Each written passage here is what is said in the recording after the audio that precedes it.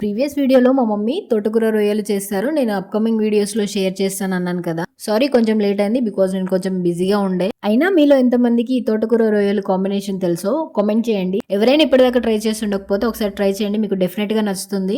ముందుగా స్టవ్ వెలిగించి బాండి పెట్టి దాంట్లో కొద్దిగా ఆయిల్ తీసుకొని ఎండు రొయ్యల్ని కడిగి ఆయిల్‌లో ఫ్రై చేసి కాస్త ఫ్రై అయిన రొయ్యల్ని తీసి పక్కకు పెట్టుకొని అందులోకి కొంచెం ఆయిల్ యాడ్ చేసి పచ్చిమిర్చి వేసి ఫ్రై చేయాలి కాస్త. పచ్చిమిర్చి కాస్త ఫ్రై అయ్యాక మనం ముందు చించి కడిగి పెట్టుకున్న తోటకూరను మొత్తం యాడ్ చేయాలి. స్టార్టింగ్ తోటకూర గంజులో యాడ్ చేస్తుంటే అసలు గంజంతా నిండిపోయి కర్రీ వండరాదేమో అన్నట్టుగా కనిపిస్తుంది. కాకపోతే వన్స్ అది కుక్ అవ్వడం స్టార్ట్ అయితే మాత్రం కర్రీ ఒకరికే అయ్యేలా కనిపిస్తుంది. తోటకూర వేసాక తోటకూరతో పాటు టమాటా కట్ చేసి వేసుకోవాలి. తోటకూర టమాటా కాస్త ఉడికాక ముందుగా వేయించి పెట్టుకున్న రొయ్యల్ని వేసి రుచికి సరిపడంత ఉప్పేసి కాసేపు ఉడకబెట్టేస్తే అంతే మన కర్రీ రెడీ అయిపోతుంది. కర్రీ అయితే సూపర్ ఉంది. ఎవరైనా ట్రై చేసి ఉండకపోతే ఒకసారి ట్రై చేయండి. మీకు డెఫినెట్ గా నచ్చుతుంది. For more videos please do like and subscribe.